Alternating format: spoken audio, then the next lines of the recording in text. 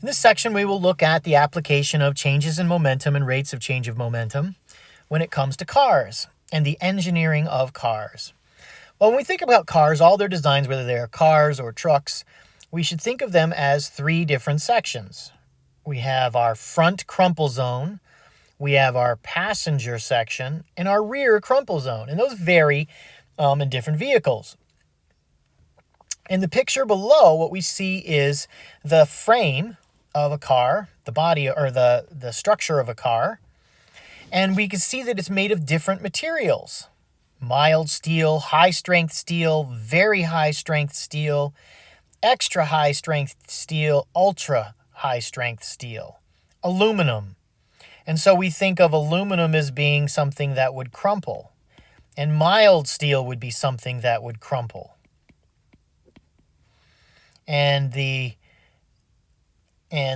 orange, yellow, and red being the very high strength steel. And if you notice the breakdown there, what we see is here is a line from the front crumple zone and the rear crumple zone, and the cage where people are contained, the precious cargo commodity that are humans, have the red and orange and yellow. There's a preponderance of that there. And as we get toward the front, we get aluminum that's designed to crumple and absorb the energy of the car so that we increase the time it takes for the car that is for the impact to be over, whether it's being hit or something is hitting it.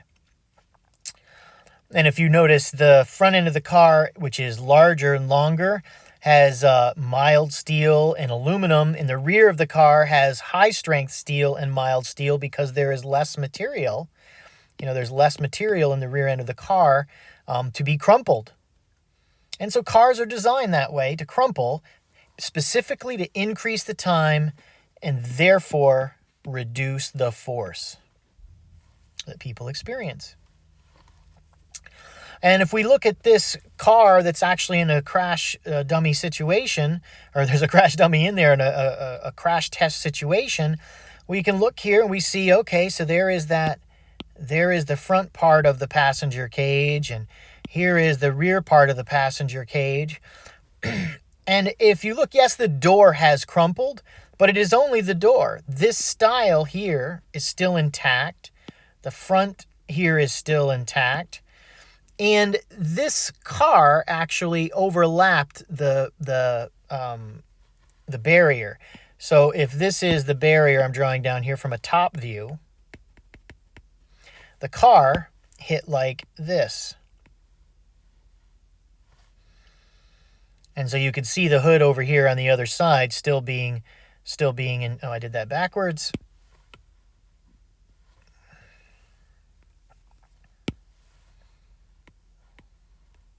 You can still see the hood over here, and the car is crumpling like so.